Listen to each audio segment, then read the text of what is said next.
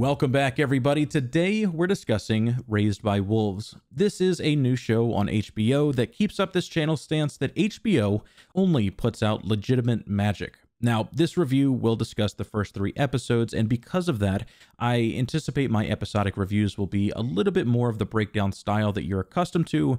But with that being said, watching these first 3 episodes reminded me just how much I love world building. So much of this show piques my interest, so much of this makes me want to know what happens next, with genuine twists, beautiful art design, color grading that makes me feel so uncomfortable, but also somehow fits the theme perfectly. I just can't look away. I'll be the first to admit that I have a hard time giving new shows a genuine shot, and really what gave me that little push was 2 nights ago when somebody or something told me that it was about androids raising human children on a faraway planet. Right away, the premise hooked me, and after figuring out how to watch it, thinking I already paid for HBO Max, I was rewarded with 3 hours of bliss that I consumed in one sitting. Before we get into the bulk of the video, let me just give a wholehearted thank you to all of my wonderful subscribers on here and on twitch.tv, as well as my Patreon supporters, who show me unconditional support often when I often don't feel worthy of it.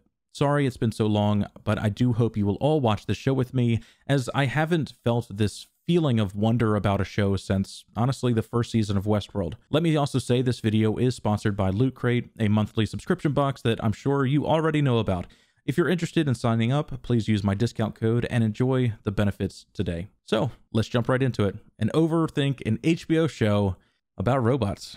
The first episode begins with Campion narrating. At this point, an unknown voice and scenes of the apocalypse that we now know points to the war back on Earth and humanity needing to flee because of that. As the spacecraft enters the atmosphere and we start seeing the world for the first time, it's incredibly hard to determine if what we're seeing is really filmed on Earth or done via CGI, and that wonder is perfect. Now, the planet itself is a tailored beast of design. Watching this reminded me of Prometheus, and that's likely because the director of these first 2 episodes is Ridley Scott. But more specifically, I think why I was drawn to this conclusion is because of how they're showing us the scale of this planet.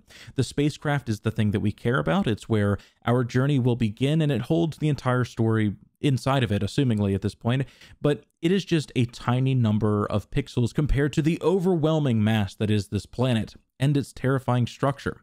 Massive holes inexplicably scattered, dust fills the air, and mountains so big and alien you don't want anything to do with them. As they land, this planet screams desolate, dangerous, uninhabitable, but that's exactly what they plan to do. The stage is set, and now we see where this journey begins. On the edge of a cliff. The ship stops, our leads dangle over a cliff, and we're introduced immediately to them as being robotic, because normal human emotion would dictate panic. Instead, they do what they need to do to get these supplies off the ship before it falls into the not-so-bottomless pit. Now, one thing I want to point out on my first watch when I saw what they were wearing and how they moved, it did feel a little comical. It was a considerable amount of the episode until I really got used to it, and you know, now I have no problem at all. I think it works just fine, but writing these characters must have been a considerable challenge and dressing them just the same. With that in mind, the casting, perfection. I love every second that Father is on screen, and I wish I could say the same for Mother,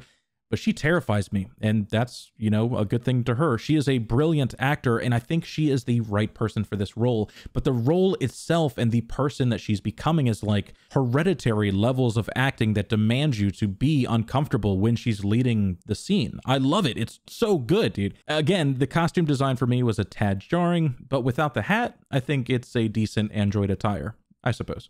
Now, they venture to the place where they build their home, and I think it's interesting to consider that other life forms may have lived here once before, humanoid or something else entirely. The trees kind of line up, so it's as if they were grown purposely at one point or another, like some kind of agriculture. The crop circle's already in place, but we learn this is because of the giant snakes that died there that they believe to be extinct. In fact, if you look at this area, I believe the soil may not be fertile at all until you go to the forest. The only reason that they're able to grow anything here was because of the snakes that died here, still giving nutrients to the plants. Now, I'm curious why the plants have radioactive cores, and this interesting reoccurring hole and snake theme makes me believe that snakes are in fact not extinct. but maybe living in these holes, just giant creatures being sustained by the lesser life forms that fall to their deaths. But just a theory.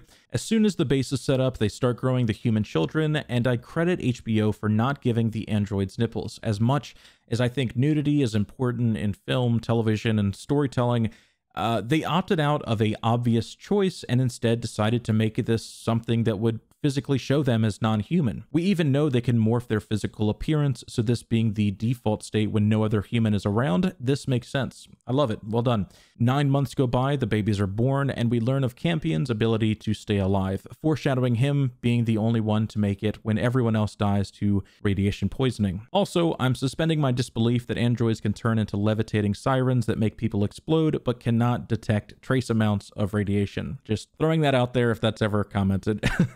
The first episode did a really good job in pacing, in my opinion. These two sentient beings come into their own, following their programming with only slight hints of improvisation, and only slight hints of, something going on under the surface. We learned that the malfunctioning was caused by the atheists turning the wartime android called a necromancer into a caretaker. This was far from my radar. I genuinely felt such strong remorse as the children died, and, the hope for rebuilding humanity seemed lost. The androids breaking down and talking about it so casually felt like a normal thing. It was just their time was limited and they were acting without feeling. It was just a part of the process and they had a job to do. The harsh reality of this planet and of the show was reinforced early with the first child falling into the hole, that these perfect engines of humanity rearing could not prevent children from all danger. And then we would soon see illness take the rest. At this point, with only a single male left alive, humanity was doomed to die. They failed their only goal, and the hopelessness was strong enough to make Father turn to his programmed enemies for aid. Speaking of enemies, the other part of this world building that I am in love with is this idea of organized religion becoming militant against those that don't believe and turning it into an all-out war that requires humanity to leave the earth. As the series goes on, I'm sure we'll learn more about this war, and the origin story will change as twists and turns about the morality of everything gets unveiled. But as it stands, it seems that the Church of the Mithraic prays a god named Sol, who demanded his subjects to hate the non-believers if they could not be converted. They go on to create an army using armor that reminds us, the audience, of our own crusades, with an awesome technology blend that seems to merge church and science, which makes me believe the origin story of how this religion started and how it became so entwined with technology will become a notable point, that either sways the remaining humans to convert or points out a flaw in the faith. But anyway, the Church of the Mithraic attack the atheists. The atheists do whatever they can to stay alive, including children soldiers, as a reminder that neither side should be viewed as inherently good. This war eventually leads to them fleeing the planet, with the Church creating the Ark and the atheists creating the mother and father vessel to get to this planet first. Now, I think it's a great satire of organized religion and maybe showing the worst scenario of groups that blindly follow others. As the story stands, I don't believe the church is in the right. I don't believe in their God. I don't believe that they will be victorious. In many ways, I think they're being shown as the bad guys, in the sense of, being carried instead of walking, cowardice men demanding others to die so they won't, the cold nature of the rightful parents to Paul, and how they would leave these dogs to die. This is probably symbolizing, them believing everyone else being left behind are dogs, but also, anyone that would leave this dog behind is a terrible human. However, I think it's also important to note that the atheist plan did not work. All of the children but one died, and if it weren't for the religious right now, all hope would still be lost. Back on Kepler 22b, I want to point out the incredible color grading that transforms the outdoor scenes. The grayscale they use really makes it feel unnatural. And unnatural is good for alien planets. It feels like a different sun with a different amount of light hitting the planet and creating the lights that this world would grow up knowing. Now, about 3/4 through the first episode, something happens that changes the pace of the story completely. The Church of the Mithraic actually arrive and answer the distress call that Campion sent out, and they show their true colors. They try to take the boy by force and kill Mother. She turns into her original form and kills not only her attackers, but goes after the Ark itself. She flies up, murders thousands by crashing the spacecraft into the planet, and returns with all of the children in tow. This was such a drastic change in pacing in this first episode, and I'm here for it. It was good. I have suggested the show to a few friends, and so far 2 of them have complained about the slow pacing of the first episode until it goes haywire toward the end. So you may feel the same, but trust me, the slow pace toward the start just makes it that much better at the end. I mean, this easily could have been a short film by itself. If nothing happened after she tells Campion of his new family, it would be enough. Just the intimidating nature of forced siblinghood under a homicidal android that the audience doesn't know if it can still trust or not, that would be enough. Part 1 of this story would be complete. But this isn't a movie, and episode 2 begins right away. We learned that the character we're introduced to in episode 1, Marcus, isn't exactly Marcus. In fact, he sides with the creators of these androids, making his actions in episode 1 not excusable, but done out of necessity of his own survival. Upon review, the idea to take the boy wasn't his, but his comrades, and he, still trying to act the part of a real follower of this faith, agreed that taking the boy would be the correct action. Caleb and his wife Mary are imposters, and along with the identity they stole, a child came along as well. The church was holding onto the child while they prepared, a creepy signal right away, and after some quick face swap technology, the new couple eat rat and prepare for their new lives. One thing I want to point out is that both sides seem to be barely surviving.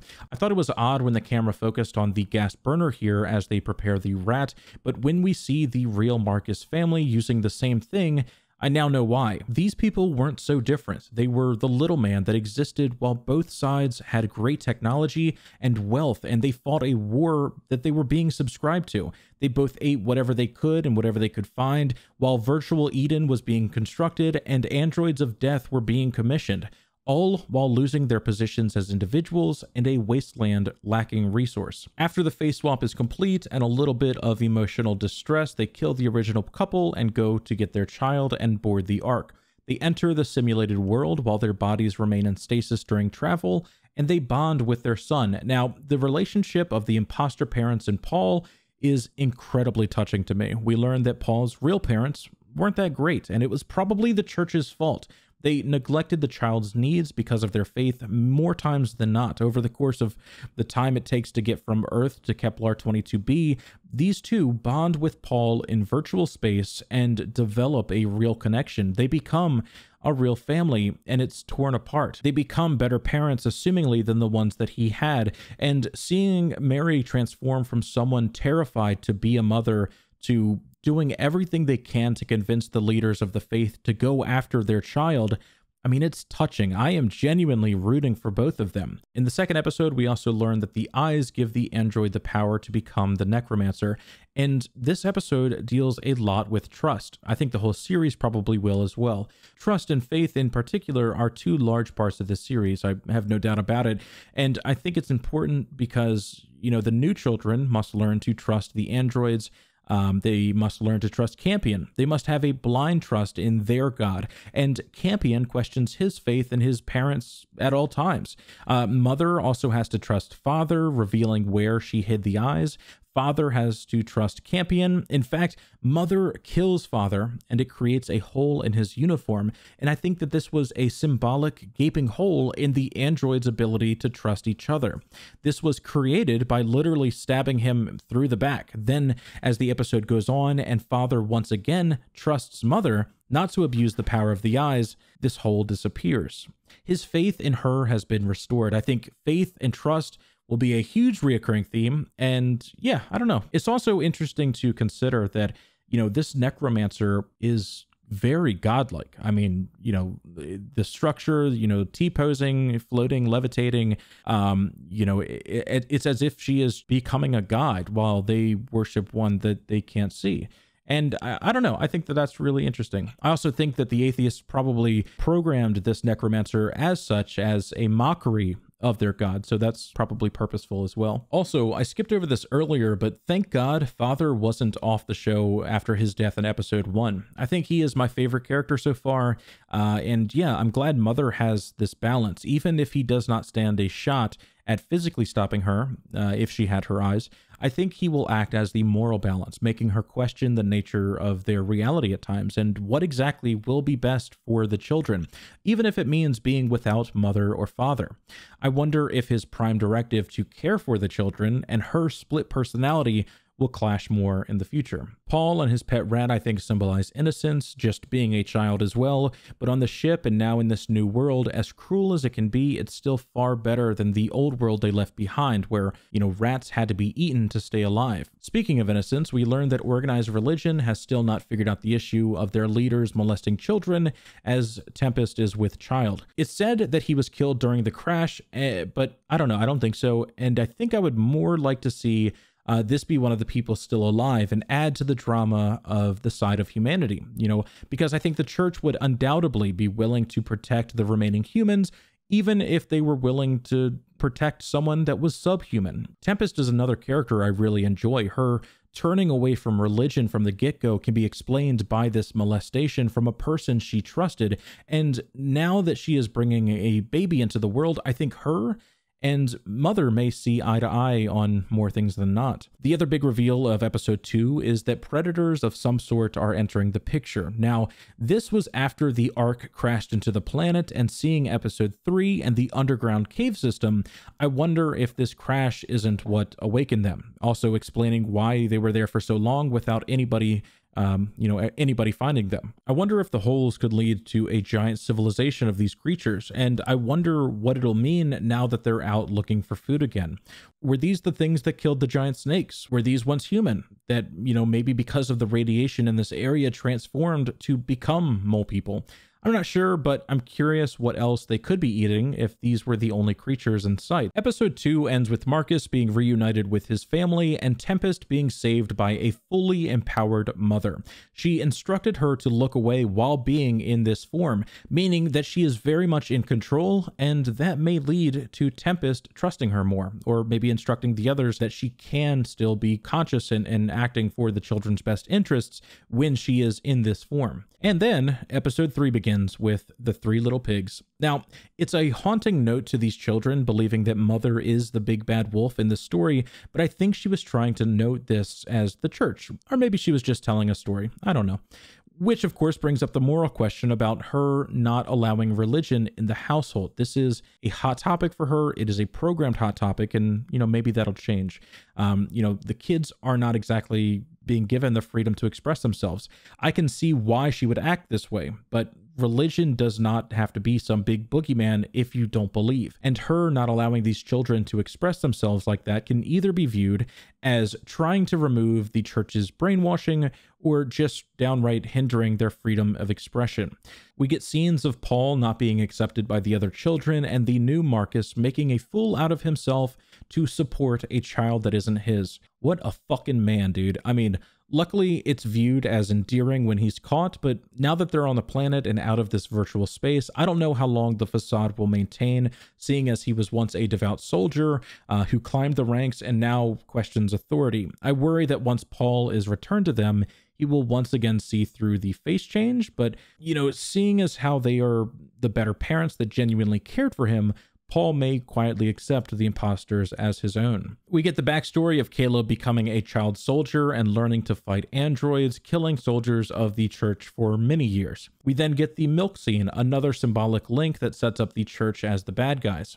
In countless film and movies, I think I've talked about it on this channel, but bad guys drink milk. It's really interesting as to why, but essentially it's the bad consuming the good, pure, white, untainted liquid that, came from the breast of a mother, now being consumed by evil. They then find the underground caverns, and we get this line. Beneath the promised land will be demons, when the light is shone upon them. They shall be like us. Which makes me believe it's metaphorically saying that these were once human creatures and they evolved on this planet to be like this. The nature of the demons living beneath them is human. Mother steals the medicine, which is amazing, further showing that she can be trusted and has the child's interests at heart. I'm also grateful that Mary and Caleb found the 2 medicine vials. I think it may point to them also trusting the androids to some degree with a shared love of a child. Though I also think competing motherhood now that Mary is embracing this role, may come into the play and add some tension. Campion then earns the trust of his peers and traps Father in the storage room, also harming the trust that Father had with Campion, though I think ultimately it's repaired by the end of the episode. They run off, Paul splits from the group, monsters get close, Father saves the day as the children pray to Soul, which is always the double-edged sword of religion. I have no doubt that the boy Hunter will say that praying is what caused Father to be there in the first place and try to convince the others of the same thing. I worry that Hunter may be killed by Mother at some point because of his radical nature, threatening the longevity of the species and the anti-religion, stance that Mother has. He may need to be removed for the greater good of the species. Paul searches for his pet mouse, follows someone or something deeper into the forest, and then falls into an overgrown hole. He lands on a log and his pet companion is in an even scarier position. I worry for both him and his pet. I think losing said pet will signal the end of his innocence. It's also his connection to his imposter parents, holding on to it as a comfort that his parents may still be alive, whether he realizes they are imposters or not. They discover the pits are radioactive. Mother wasn't mistakenly killing the children with her presence, and we see a father paying for his insubordination by carrying a fat man through the desert. It's utterly biblical, and I love it, man. So the first 3 episodes have set the stage pretty well. The new episode will probably be out by the time you watch this, because I didn't realize how extraordinary the show would be until a couple days ago. I watched many other shows that have been suggested to me, and I could not bring myself to cover them. This feels like the start of Westworld. This feels like an open board where anything can happen, and we're just waiting to see what comes next. There's theory crafting to be done. There's breakdowns. I mean, I am enthralled with these first 3 episodes, and I'm excited to see what happens next, and I hope you are too. Thank you for watching. If you're interested in Loot Crate, please use the code in my description below. Much love, everybody, and I cannot wait to talk to you all again soon.